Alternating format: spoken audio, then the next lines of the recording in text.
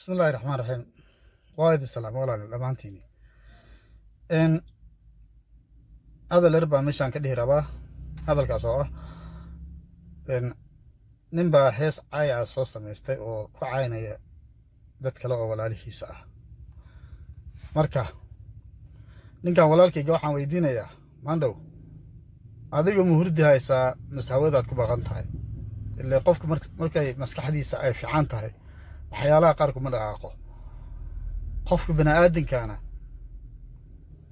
waxa xukuma akhlaaqdiisa iyo diintiisa ayaa xukunta. mar hadduu akhlaaqdiisa ay fiican tahay oo diin leeyahay waxyaalaha qaar inuu sameeyo ceeb bay la tahay.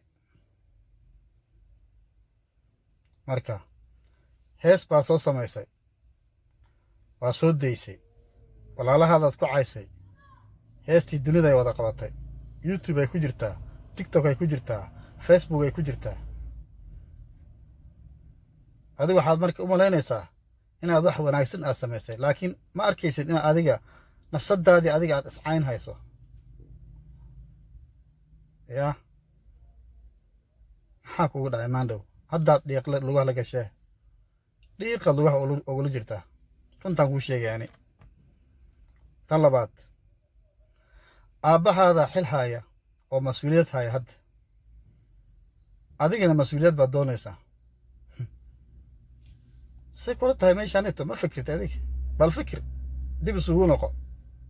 qofka ragga oo bini'aadamka inuu fikiro dib u noqdo way fiican tahay. bal fikiro dib u noqo, riyada ka baxa. okay, hees markaa soo bixisa adiga aad caay samaynayso adoo mas-uuliyad aad raadinayso, qofka aad caynayso waa ninka adiga mas-uul aad u noqon lahayd berrito.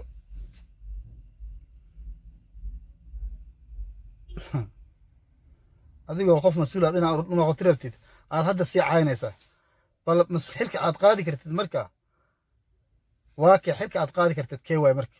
maxil baad qaadi kartaa adiga? maxil baad qaadi kartaa?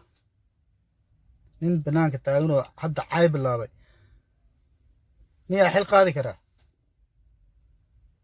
walaal,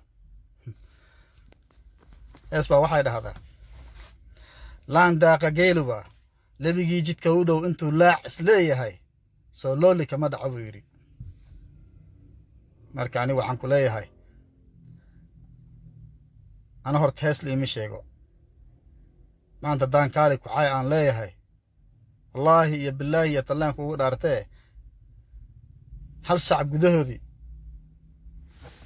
30 gabay ama hees ee laguga cayn karo horta waa soo samayn karaa, laakiin akhlaaq xumudaas ma qabi aniga.